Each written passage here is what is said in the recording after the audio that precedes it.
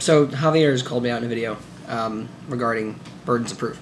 So trying to prove or assess burden of proof in particular circumstance, especially an argument. Now, he foreshadowed his video by commenting on burden of proof as it relates to cases in the law.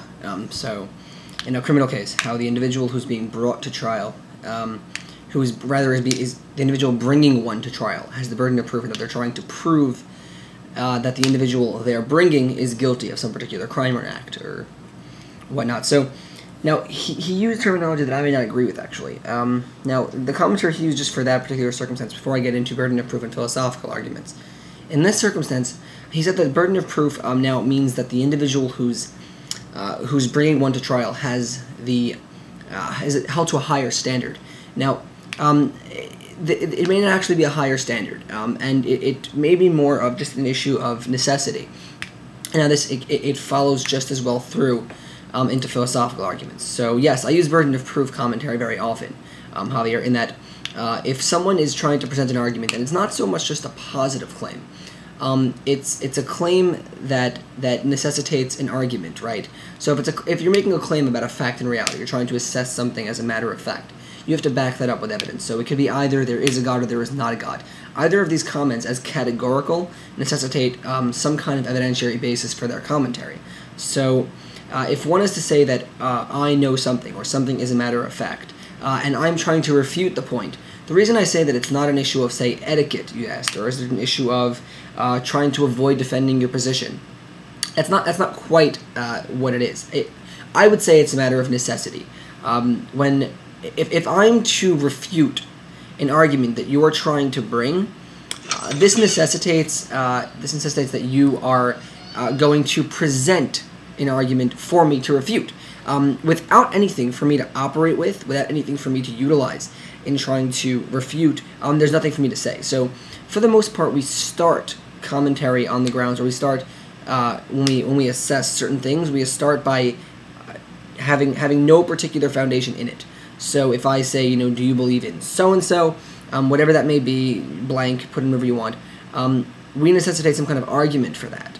We generally refrain from, I don't want to say actively believing, but we generally refrain from these beliefs. We don't have them unless there's a rationalization to them.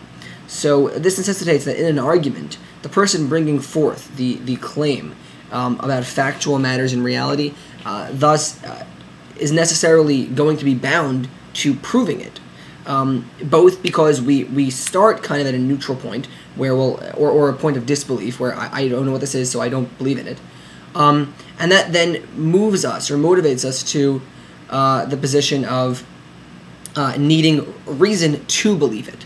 So if someone's bringing a positive claim, I say that my phone is a BlackBerry. For the most part, there's going to be some reason that you need to believe this. Either you believe me to be trustworthy, or if you don't know me at all, you're going to require some form of evidence. That evidence being, I show you my BlackBerry, I present it to you, and whatever other ways I have to provide evidence for this. And then I say, this is my BlackBerry. And then if you are on the opposing side, you can go, well, I don't believe that, and here's why. You're wrong. You can refute the point. So burden of proof isn't necessarily a way to avoid making a point, or avoid proving yourself, or a way to kind of dodge scenario or try to put it on somebody else, or even a matter of etiquette or just convention. It's a matter of necessity.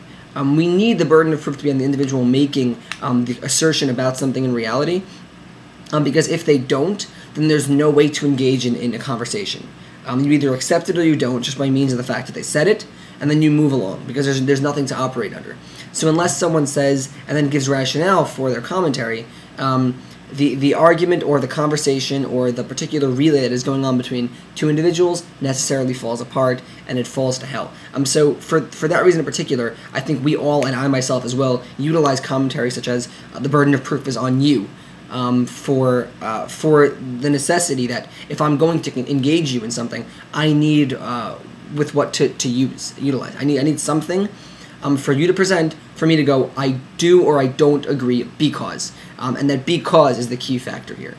So yeah, there's your answer. I think I answered everything. Thanks.